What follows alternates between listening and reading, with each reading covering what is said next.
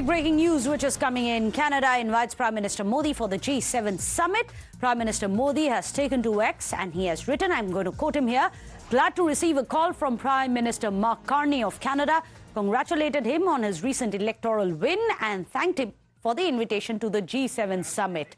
In fact, let me go across to Pragya, who is joining us. Pragya, very interesting. Given the kind of relationship souring between India and Canada under the predecessor of Carney, which was, of course, Justin Trudeau, it's interesting to see this Prime Minister of Canada seems to be at least trying to mend his bridges with India.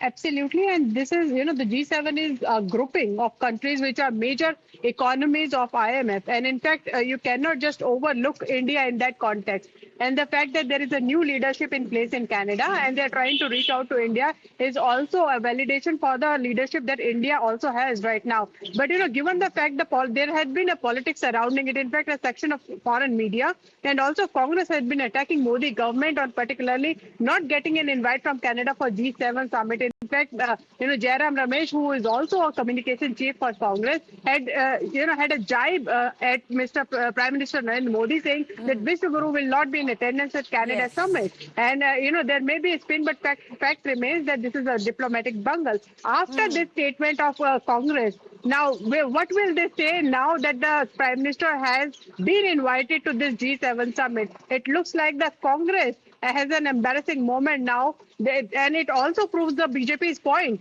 that Congress is always pulling down, its own country when it comes to diplomatic relations. So it is going to be a political issue. You're absolutely right. The Congress had mocked saying that the Prime Minister is not being invited for the G7. However, now that the invitations come, we'll have to wait and see what they say next. Thank you so much for joining us, Pragya. With that, we come to an end for Blueprint Explosive Exclusive. Do remember to join us again on Monday evening at 6:30 p.m. Stay tuned.